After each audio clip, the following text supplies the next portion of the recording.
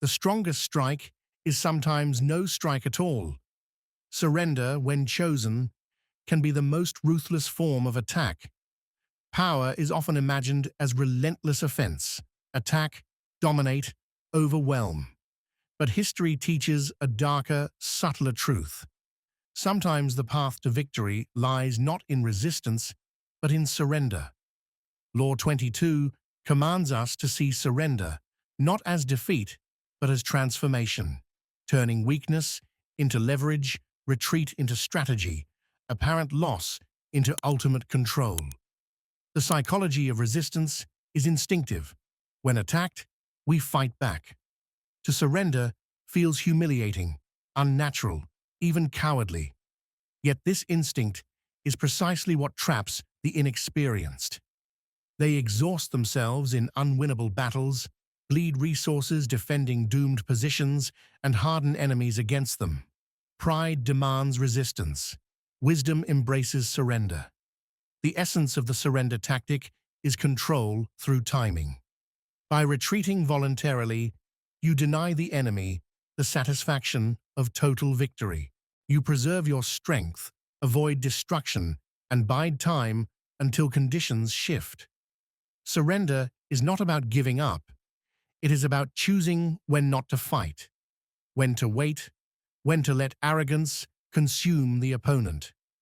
History is filled with empires, leaders, and generals destroyed because they refused to yield when overmatched. Sparta at Leuctra, Napoleon in Russia, Hitler at Stalingrad. Each bled themselves dry, resisting where retreat would have saved them.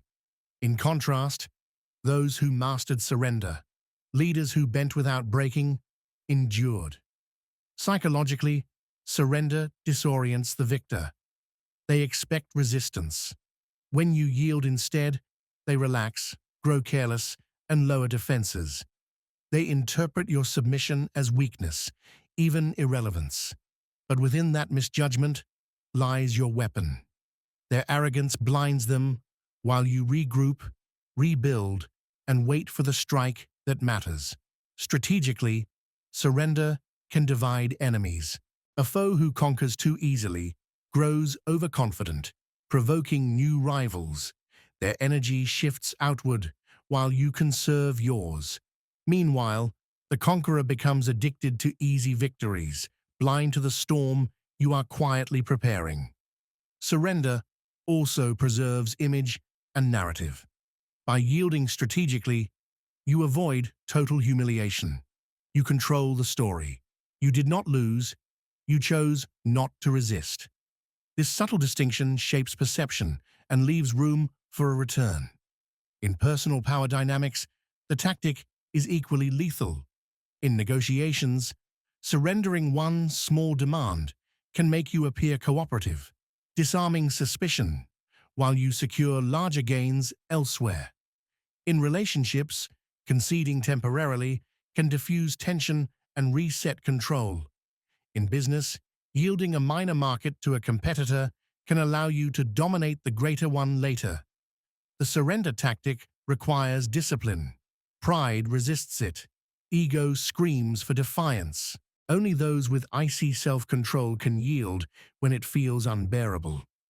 But that restraint is precisely what separates survivors from martyrs, rulers from fallen heroes. In this chapter, we will examine one of history's greatest examples of strategic surrender, a leader who transformed apparent defeat into ultimate triumph. We will then break down the psychology that makes surrender effective: pride, arrogance, and the blindness of victory. We will study secondary examples across politics, war, and business. We will expose the fatal mistakes of beginners who mistake stubbornness for strength. Finally, we will equip you with tactics to apply surrender deliberately, turning weakness into power. Because in power, the strongest position is not always to resist. Sometimes it is to bow, so that when you rise again, your enemy never sees it coming. Main historical example. One of the greatest demonstrations of the surrender tactic comes from Mahatma Gandhi and his struggle against the British Empire. On the surface, Gandhi's philosophy of non-violent resistance looked like weakness, even surrender. He refused to fight militarily. He accepted imprisonment. He allowed himself and his followers to be beaten without retaliation. To many, it seemed like cowardice. But beneath the surface, Gandhi wielded surrender as a weapon sharper than any sword. When Gandhi returned to India in 1915 after years in South Africa, the subcontinent was firmly under British control. The empire commanded a professional army, modern weapons, and vast resources. Any attempt at armed rebellion would have been crushed, as previous revolts had been. Gandhi recognized the futility of direct confrontation. India could not win a war of force, but it could win a war of perception, morale, and legitimacy. His strategy was surrender of the body, but not of the will. By choosing non-violence, Gandhi made British strength irrelevant. Guns, prisons, and armies had no power against an opponent who refused to resist physically. When soldiers beat unarmed protesters, the world saw not rebels defeated, but oppressors exposed. Each act of surrender drew sympathy, built international pressure, and eroded British moral authority. The Salt March of 1930 epitomized this tactic. Gandhi and his followers marched 240 miles to the Arabian Sea, where they broke the colonial law by making salt. Thousands were arrested, beaten, and humiliated, yet they offered no resistance. The British won every battle on the ground, but every victory was hollow. Each act of surrender amplified the injustice of the empire and the dignity of the resistors. Strategically, Gandhi understood that surrender preserved strength. Armed rebellion would have annihilated his movement in months. Non-violence allowed it to grow for decades, absorbing defeats without collapse. Every time the British struck, they struck their own legitimacy. Every time Indians surrendered, they multiplied their power. Psychologically, Gandhi inverted the logic of power. The British expected defiance and relished crushing it. But against surrender, they looked brutal, clumsy, even ridiculous. Soldiers dragging away a frail man who offered no resistance revealed the empire's weakness, not strength. Surrender became a mirror, reflecting British violence back onto itself. Over time, the empire's will eroded. International opinion shifted. Indian morale hardened. By refusing to resist, Gandhi created a war Britain could not win, a war of image, legitimacy, and patience. In 1947, India gained independence. It was not a battlefield victory, but a strategic triumph born of surrender. Contrast this with the Indian Rebellion of 1857, nearly 70 years earlier. That uprising fought the British directly, with weapons and armies. It was crushed with brutal efficiency. Leaders were executed, cities destroyed, and the rebellion left India weaker. Direct resistance played into Britain's strengths. Surrender, by contrast, exploited their weaknesses. Gandhi's genius lay in understanding that survival was victory, and every act of survival was bought through strategic surrender. By yielding, he transformed weakness into strength, defeat into propaganda, humiliation into legitimacy. His tactic was not unique to him. Centuries earlier, Tokugawa Ieyasu in Japan used surrender similarly. After losing battles to rival warlords, he retreated, submitted temporarily, and waited. He preserved his forces while enemies exhausted themselves. Eventually he returned, seized advantage, and established the Tokugawa shogunate that ruled Japan for 250 years. His temporary surrender gave him the time he needed to win permanently. The lesson is clear. Direct resistance to overwhelming power is suicide. Strategic surrender preserves life, strength, and opportunity. It transforms the narrative of defeat into one of patience and inevitability. Gandhi did not defeat the British by refusing to fight. He defeated them by refusing to play their game. That is the essence of Law 22. Surrender not as loss, but as ultimate strategy. Psychological/strategic mechanism. Why does surrender, an act that seems like defeat, so often become the seed of victory? The answer lies in the deep psychology of pride, ego, and perception, as well as in the cold mechanics of strategy. Law 22 exploits the natural blindness of the victorious and the hidden resilience of the seemingly weak. The first mechanism is ego blindness. Human beings crave dominance. When they win, they become intoxicated by triumph. The vanquished enemy, especially one who surrenders, seems irrelevant. The victor assumes the story is finished. This arrogance is fatal. It blinds the conqueror to shifts in circumstance, to resentment building in the shadows, to the strength preserved by the one who yielded. In power games, the one who appears to submit is often the one who survives long enough to rewrite the ending. The second mechanism is resource preservation. Resistance drains energy, wealth, reputation, and morale. By surrendering strategically, you avoid destruction. You lose territory, face, or temporary advantage, but you conserve the essentials: your people, your capital, your credibility. The victor may control the battlefield, but the surrendered retains the capacity to fight tomorrow. Over decades, preserved strength outlasts exhausted triumph. Another key factor is psychological dissonance. When someone surrenders, it creates an uncomfortable contrast in the victor's mind. They expect defiance. They are prepared for resistance. When none comes, their aggression turns hollow. They lash out harder, overcompensating, appearing cruel and insecure. Meanwhile, the surrenderer projects dignity, calm, even moral superiority. This inversion reshapes perception. The loser looks noble. The winner looks monstrous. Surrender also exploits the pride of possession. Victors often believe they have full control of what they conquer, but control is never total. People who yield outwardly may resist inwardly. They nod, obey, even flatter, but inside, they wait. This waiting erodes the conqueror's confidence. Every empire built on subjugation eventually rots because its subjects never fully belong.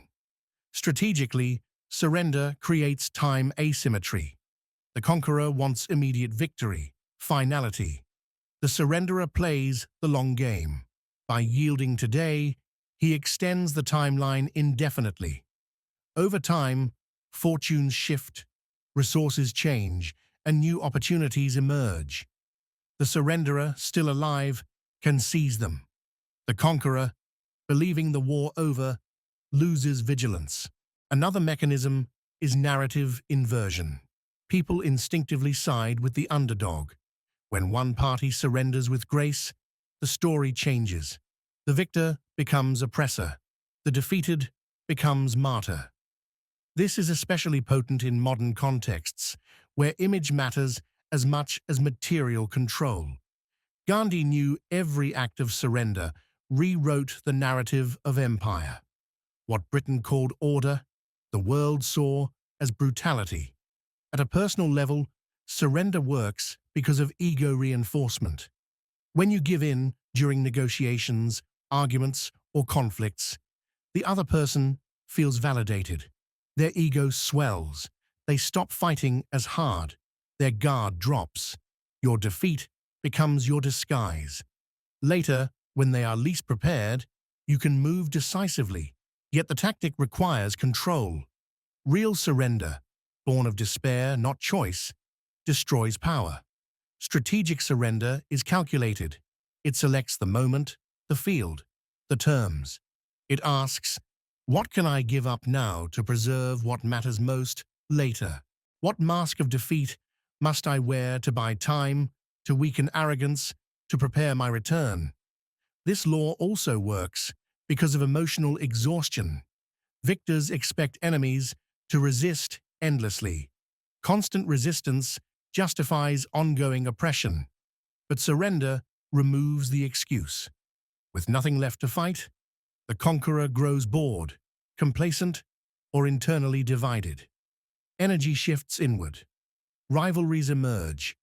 Decadence sets in. Meanwhile, the surrendered rebuilds quietly, feeding on patience, while the conqueror rots from within. On a biological level, surrender manipulates status instincts. Humans are wired to respect dominance hierarchies. When someone bows, it satisfies the dominant. They feel secure, magnanimous, generous. This reduces punishment. The submissive gesture buys survival. But survival is not the end. It is the resource from which future power grows. At its core, the surrender tactic thrives because it separates short-term humiliation from long-term victory. Most people cannot endure the sting of appearing weak even for a day. Their pride forces them to fight, to resist, to fall dramatically. The wise suppress pride, accepting the appearance of loss to secure the substance of power. What matters is not how you look today, but where you stand tomorrow. Thus, Law 22 is not cowardice. It is weaponized patience.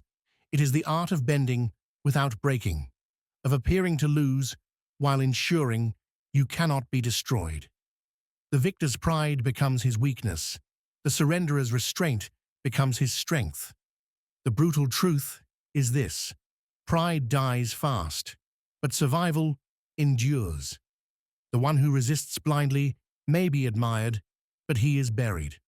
The one who surrenders strategically may be mocked, but he survives, and survival is the foundation of every eventual victory. Secondary examples. One of the clearest modern demonstrations of surrender as strategy was Nelson Mandela during his imprisonment on Robben Island. For 27 years, he endured confinement, humiliation, and forced labor. On the surface, it looked like total defeat. His body surrendered to the system. But Mandela refused to resist violently or break psychologically. His surrender became symbolic strength. The apartheid regime appeared brutal, insecure, and illegitimate, while Mandela grew into a living martyr. By the time he was released, the regime had exhausted itself. What looked like surrender had transformed into power so great that he became president of South Africa. In business, Apple in the late 1990s provides another case. After years of decline, the company could have resisted takeover attempts aggressively, clinging to pride. Instead, Steve Jobs strategically accepted Microsoft's $150 million investment in 1997. To outsiders, it looked like surrender. Apple, the rival of Microsoft, taking money from its enemy. But Jobs understood survival mattered more than pride. That lifeline preserved Apple long enough for the iMac, iPod, and eventually the iPhone to reverse its fortunes. Temporary surrender bought the time needed for historic dominance. History also records the brilliance of Fabius Maximus, the Roman general who faced Hannibal during the Second Punic War. Rome's instinct was to confront Hannibal head-on, but Hannibal's genius and his army's mobility made direct battle suicidal. Fabius surrendered the traditional Roman pride of decisive victory. Instead, he harassed supply lines, avoided major battles, and absorbed humiliation for seeming passive. Romans mocked him as cunctator, the delayer. Yet his strategy preserved Rome's strength until Hannibal's resources waned. In the end, Rome outlasted its enemy. What seemed like surrender on the battlefield was in fact Survival strategy. Another political example, Vietnam under Ho Chi Minh.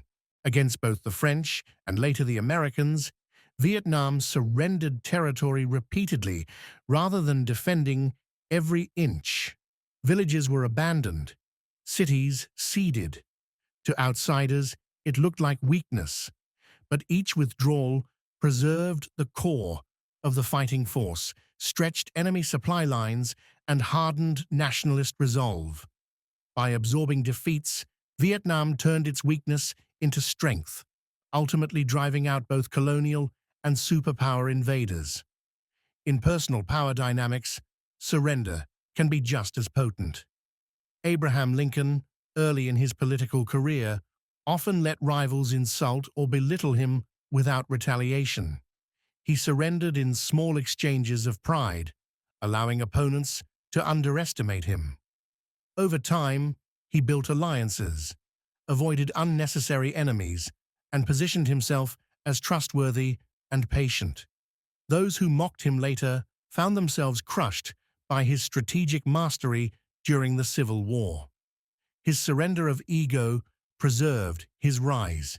Contrast these with leaders who refused surrender. Napoleon in Russia, 1812, refused to retreat early, insisting on pressing forward despite the odds. His pride demanded resistance. The result was catastrophe. Hundreds of thousands of men lost, his empire fatally weakened. Hitler, at Stalingrad, 1942, made the same error, forbidding retreat, demanding absolute resistance.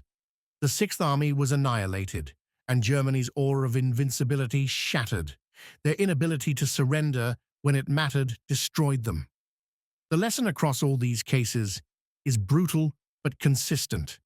Those who could yield, Mandela, Jobs, Fabius, Ho Chi Minh, Lincoln, turned temporary weakness into ultimate victory. Those who clung to pride, Napoleon, Hitler, countless broken empires, collapsed. Surrender is not cowardice, it is foresight. It is the art of living to fight another day, of trading pride for patience, and of turning the blindness of victory into the seed of defeat. Beginner mistakes. The surrender tactic is among the most counterintuitive of all laws. For beginners, it feels unnatural, even humiliating. They equate surrender with defeat and resistance with strength. This instinct leads to some of the most catastrophic errors in the game of power. Understanding these mistakes is crucial because they reveal why pride destroys and why survival belongs to those who can bend. 1. Fighting unwinnable battles. The most common mistake is refusing to yield when the odds are overwhelming. Beginners cling to the fantasy that courage alone can overturn reality. Armies dig in when they should retreat. Businesses burn cash trying to compete against giants. Individuals fight losing arguments just to save face. The result is destruction. Pride blinds them to the truth. Resistance is suicide when power is unequal. 2. Confusing pride with strength. Beginners often mistake stubbornness for resilience. They think, if I do not bend, I will be respected. In reality, they are admired briefly, then forgotten. Dead heroes inspire songs. Living survivors shape empires. Pride may win applause for a moment, but survival wins the future. 3. Surrendering for the wrong reasons. Another error lies in surrender without strategy. Some people give up out of despair or weakness, not calculation.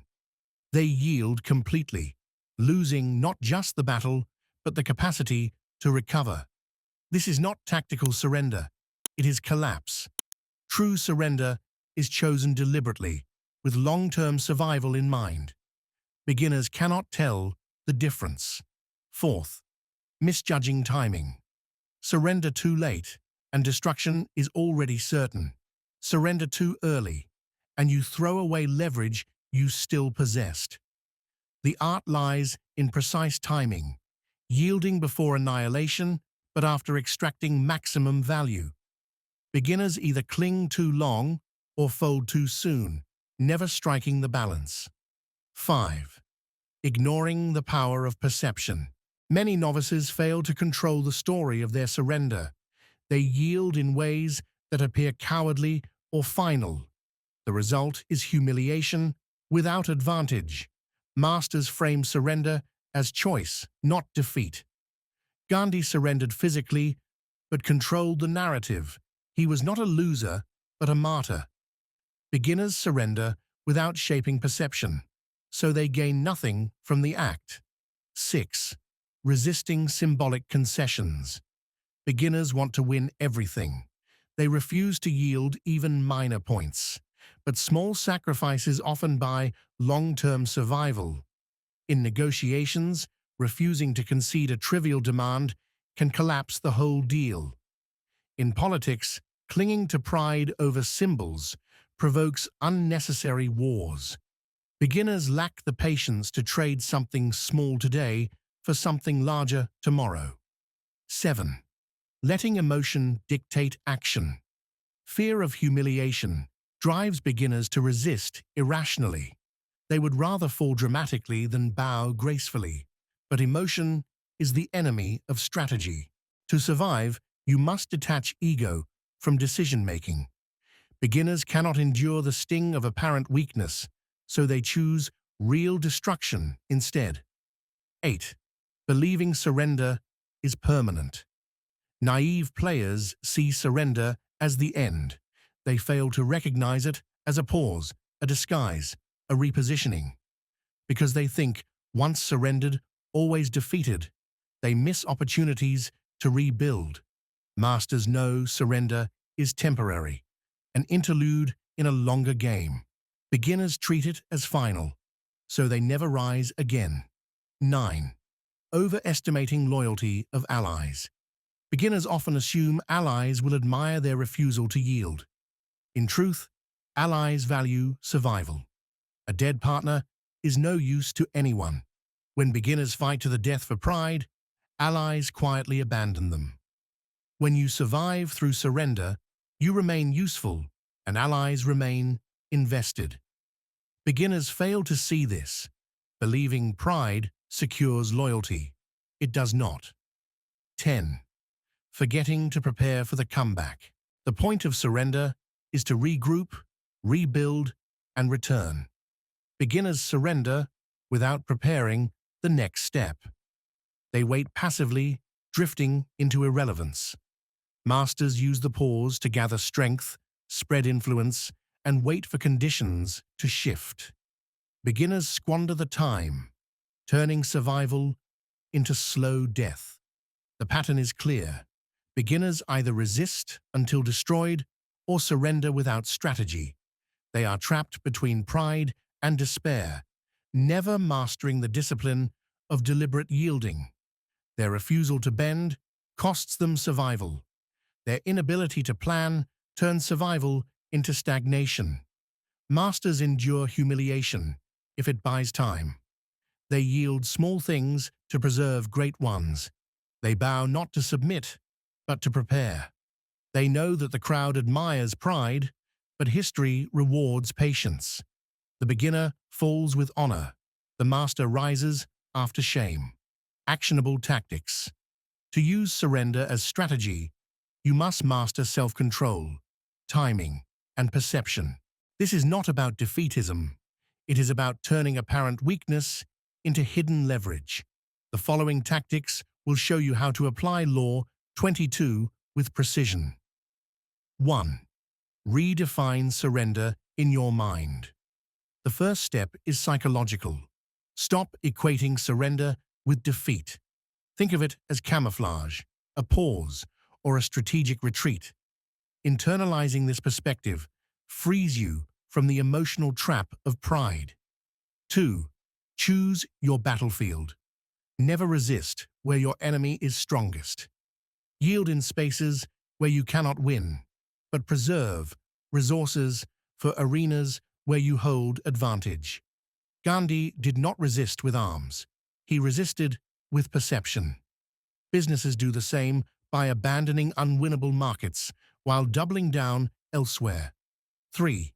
Frame surrender as choice. Control the narrative. Say, we are stepping back to reposition, not we lost. Leaders who dictate the story of their retreat retain legitimacy.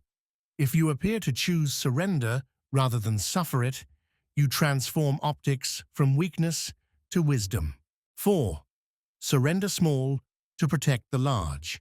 Give up symbolic points, minor demands, or temporary concessions. This satisfies the enemy's pride while preserving your true interests. Negotiators do this constantly. Yield something visible to protect what really matters. 5. Exploit the arrogance of victory. When you surrender, study your opponent's behavior. Victors often overextend, gloat, or relax vigilance. This is your opening. Encourage their complacency. Let them believe the war is over and quietly prepare for resurgence. 6. Use surrender to buy time. Time is the most valuable resource in power games. By yielding today, you avoid destruction and buy the future. Use this time to rebuild alliances, resources, and morale. Temporary humiliation is the price of long-term survival. 7. Maintain dignity in surrender. Humiliation is only dangerous if you internalize it. Carry yourself with calm, even grace. This unsettles the victor, who expects despair. Dignified surrender transforms you into a figure of sympathy, even respect, while your opponent appears petty. 8. Plan your return immediately. Surrender is not the end. It is the beginning of repositioning. The moment you yield, start preparing the path to recovery. What allies must you cultivate? What weaknesses in your enemy must you watch? What resources must you rebuild? The interlude of surrender is your time to plan. 9. Weaponize patience. The most difficult skill is waiting. Pride demands immediate action. Power demands endurance. Hold the mask of surrender until the moment is right. The longer you endure, the more likely your opponent is to stumble. 10. Disguise strength under weakness. Let your enemy believe you are broken while secretly maintaining capability. Businesses announce downsizing while quietly investing in research. Leaders accept humiliation publicly while consolidating influence privately. The illusion of weakness is a shield behind which strength regathers. 11. Use surrender as moral leverage. When you yield visibly, you generate sympathy from bystanders, allies, and neutral parties. The victor looks oppressive, you look dignified. This shift in perception can isolate your enemy and attract new support. 12. Retreat to advance. In conflict, step back deliberately to lure your opponent into overextension. Military generals do this with feigned retreats. Negotiators do it by conceding early demands, only to strike later where it matters most. 13. Never resist humiliation too strongly. Allowing small defeats prevents large ones. If you fight every insult, every loss, every indignity, you exhaust yourself. Let others feel superior in trivial matters. They grow careless while you conserve strength. 14. Build the habit of selective surrender. Practice yielding in low-stakes situations to strengthen discipline. Let others win in arguments, games, or negotiations where nothing vital is at stake. This conditions you to control pride and prepares you for high-stakes applications. 15. Strike only when the balance has shifted. The final rule: surrender is only half the tactic. The other half is timing your resurgence. Wait until your enemy is divided, weakened, or distracted. Then reveal the strength you preserved. The shock of your return magnifies your victory. Surrender is not an act of cowardice, but a weapon of patience. It demands the strength to bow when others break, the foresight to lose today to win tomorrow, and the discipline to endure humiliation in silence while preparing the strike. The fool resists and is destroyed. The strategist yields and endures. Conclusion. Power is not only about striking, it is about surviving long enough to strike when it matters. The surrender tactic forces us to abandon the illusions of pride and face the brutal mechanics of survival. To resist blindly is to invite destruction. To yield strategically is to transform weakness into strength. The conqueror believes victory is permanent. The one who surrenders knows nothing is permanent. Fortunes shift, empires rot, allies betray, and conditions evolve. By yielding, you preserve yourself for that future. Pride dies quickly. Patience outlives pride. History's greatest survivors, Gandhi, Mandela, Fabius Maximus, Tokugawa Ieyasu, understood this law. They bowed temporarily, accepted humiliation, surrendered the appearance of strength. But their surrender was never final. It was camouflage, strategy, and timing. In the end, they emerged not as cowards, but as victors. The greatest failures, Napoleon, Hitler, countless kings, and CEOs, fell because they could not bend. Their pride chained them to impossible battles. They resisted until nothing was left. They won temporary admiration and eternal ruin. The surrender tactic is not for the weak.